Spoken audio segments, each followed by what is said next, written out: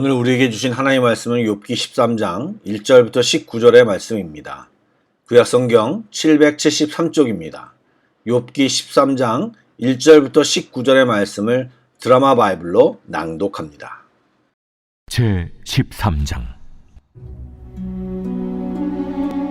나의 눈이 이것을 다 보았고 나의 귀가 이것을 듣고 깨달았느니라. 너희 아는 것을 나도 아노니 너희만 못하지 않으니라. 참으로 나는 전능자에게 말씀하려 하며 하나님과 변론하려 하노라. 너희는 거짓말을 지어내는 자요 다 쓸모없는 의원이니라. 너희가 참으로 잠잠하면 그것이 너희의 지혜일 것이니라. 너희는 나의 변론을 들으며 내 입술의 변명을 들어보라. 너희가 하나님을 위하여 불의를 말하려느냐, 그를 위하여 속임을 말하려느냐? 너희가 하나님의 낯을 따르려느냐, 그를 위하여 변론하려느냐? 하나님이 너희를 감찰하시면 좋겠느냐? 너희가 사람을 속임같이 그를 속이려느냐? 만일 너희가 몰래 낯을 따를진대 그가 반드시 책망하시리니 그의 존귀가 너희를 두렵게 하지 않겠으며 그의 두려움이 너희 위에 임하지 않겠느냐? 너희의 격언은 죄같은 속담이요 너희가 방어하는 것은 도선이니라. 너희는 잠잠하고 나를 버려도 말하게 하라. 무슨 일이 닥치든지 내가 당하리라. 내가 어째여 내 살을 내 이로 물고 내 생명을 내 손에 두겠느냐? 그가 나를 죽이시리니 내가 희망이 없노라. 그러나 그의 앞에서 내 행위를 아뢰리라. 경건하지 않은 자는 그 앞에 이르지 못하나니 이것이 나의 구원이 되리라. 너희들은 내 말을 분명히 들으라. 내가 너희 귀에 알려줄 것이 있느니라. 보라, 내가 내 사정을 진술하였거니와 내가 정의롭다 함을 얻을 줄 아노라. 나와 변론할 자가 누구이랴? 그러면 내가 잠잠하고 기운이 끊어지리라. 평안히 주무셨습니까? 좋은 아침입니다. 오늘도 예배하는 모든 성도들에게 하나님의 은혜와 하나님의 인도하심이 특별하기를 축복합니다. 말씀을 나누기 전에 잠시 기도하겠습니다. 사랑의 하나님, 이 시간 우리 주님께 예배하기 위해 저희들이 주님 앞에 와 있습니다. 처한 상황이 모두 틀리고 기도 제목도 저마다 다릅니다. 성격도 틀리고 이해의 폭도 다릅니다. 이런 저희들 모두를 이끌어 주시고 지도하여 주실 분은 오직 하나님밖에 없음을 고백하오니 성령 하나님을 통하여 우리 가운데 역사하여 주옵소서. 같은 말을 듣지만 성령님을 통한 깨달음의 역사로 우리 영혼이 결박에서 풀어지고 흑암에서 빛으로 나오게 하시며 새 은혜가 우리 삶 가운데 넘치게 하여 주시옵소서. 살아계신 예수님의 이름으로 기도드립니다. 아멘. 여러분들이 읽어보셨고 저도 말씀드린 대로 욥기는 쉽지 않은 성경 중에 하나입니다. 그러나 하나님께서 성경 안에 욥기를 넣으시고 우리에게 허락하신 책입니다. 겸손히 말씀 앞에 머물며 깊이 묵상하면서 우리 모두에게 주시는 은혜를 귀하게 받기를 소망합니다. 당대 의인으로 칭찬받고 하나님의 축복을 받으며 살았던 욥이 갑작스럽게 재앙 수준의 상황을 당하게 되었습니다.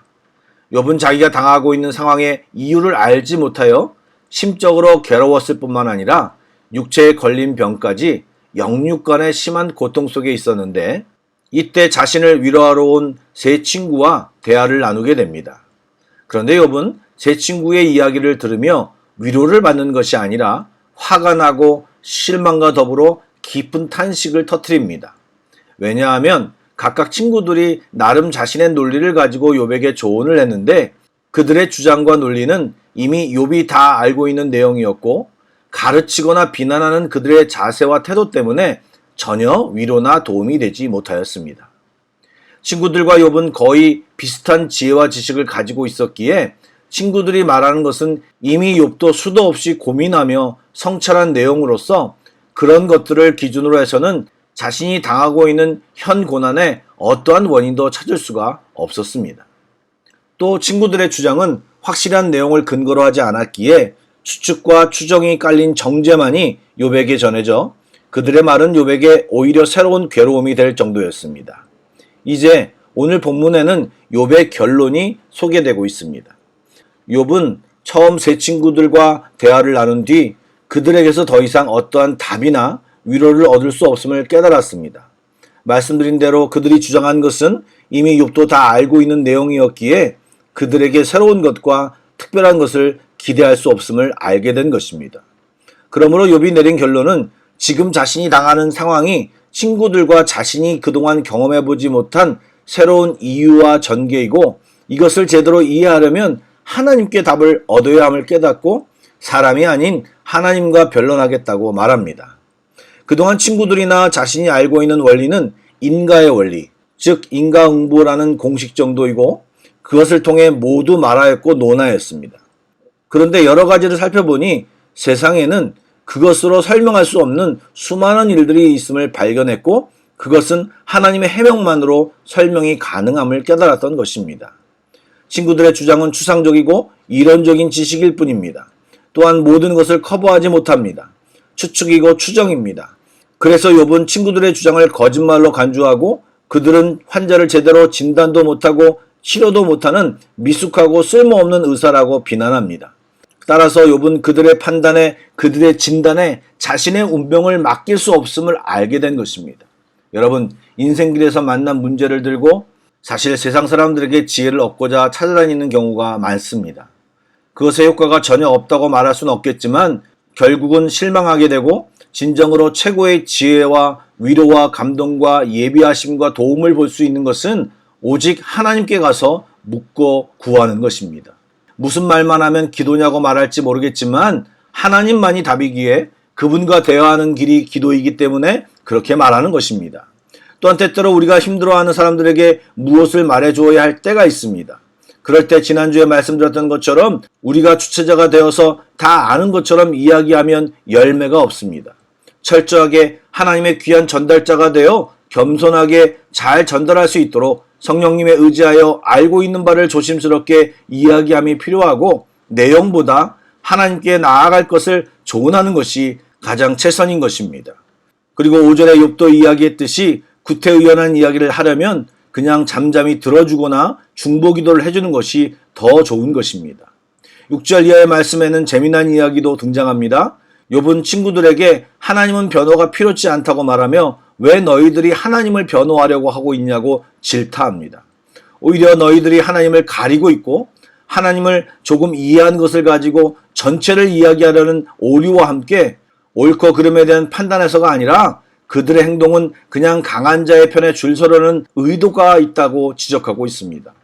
그런 과정에서 잘못됨과 속임까지 등장하므로 그것에 대한 하나님의 책망을 면치 못할 것이라고 이야기합니다.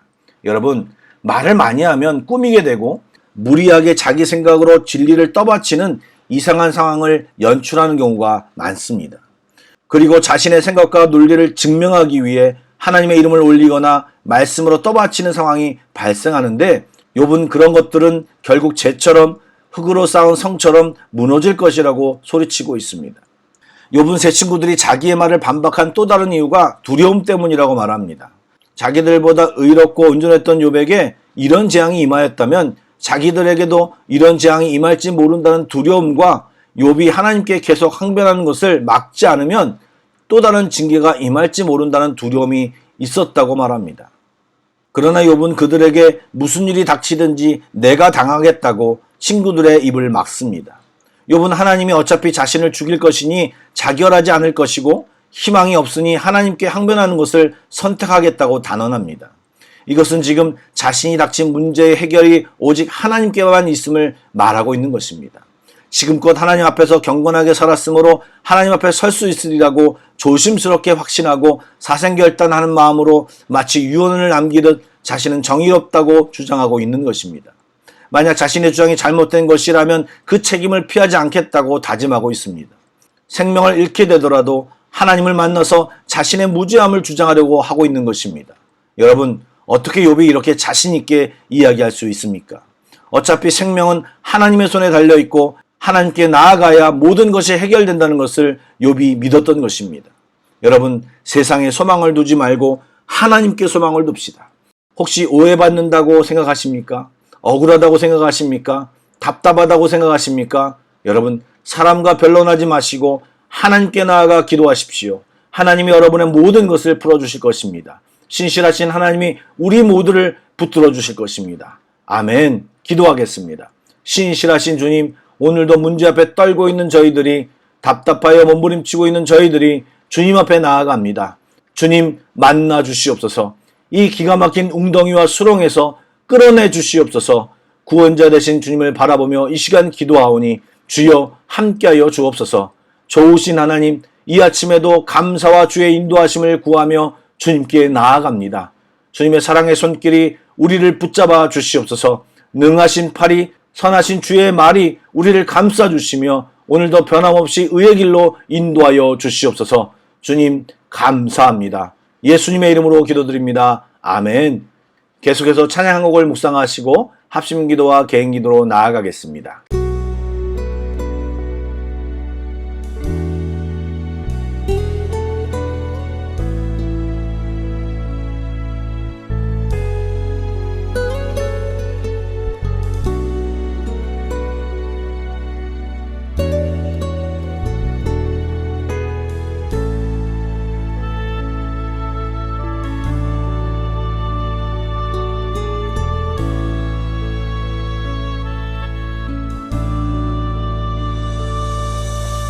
주님 보좌 앞에 나아가 참된 안식과 기쁨 나누리겠네. 경배하며 주의 얼굴 구할 때 신실하신 주님 잘